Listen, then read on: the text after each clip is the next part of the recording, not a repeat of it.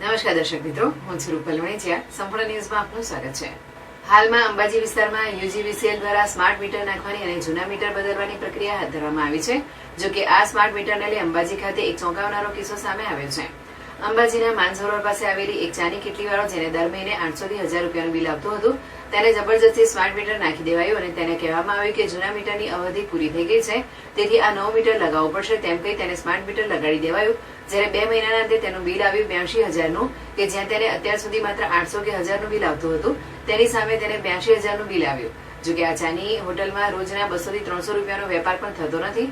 તેને હવે આ 82,000નું બિલ ફટકારવામાં આવ્યું છે. એટલું જ નહીં, તેની બાજુમાં એક સામાન્ય ઓડી છે, જે મીટર બંધ છે, તેના યુનિટ 00 બતાવી રહ્યું છે અને છેલ્લા કેટલાય સમયથી તેનું બિલ ફિક્સ 50 રૂપિયા આવતું હતું. તેની જગ્યાએ આ સ્માર્ટ મીટર લગાવ્યા બાદ તેનું બિલ 800 રૂપિયા આવ્યું છે. તે જોતા એવું લાગી રહ્યું છે કે જે બંધ મીટરના બિલ બતાવી રહ્યું છે તે શું મજાક કરી રહ્યા છે કે પછી આવી રીતે ગ્રાહકોને હેરાન કરવામાં આવી રહ્યા છે.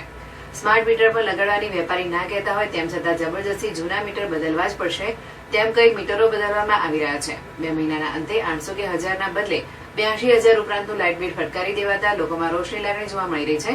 જોકે હજી આ 2 બિલ જ જોવા મળ્યા છે. જો આખા ગામમાં જ્યાં સ્માર્ટ મીટર લગાવાયા છે તેની ખાતરી કરવામાં આવે તો અનેક લોકોની ફરિયાદો સામે આવે તેમ છે.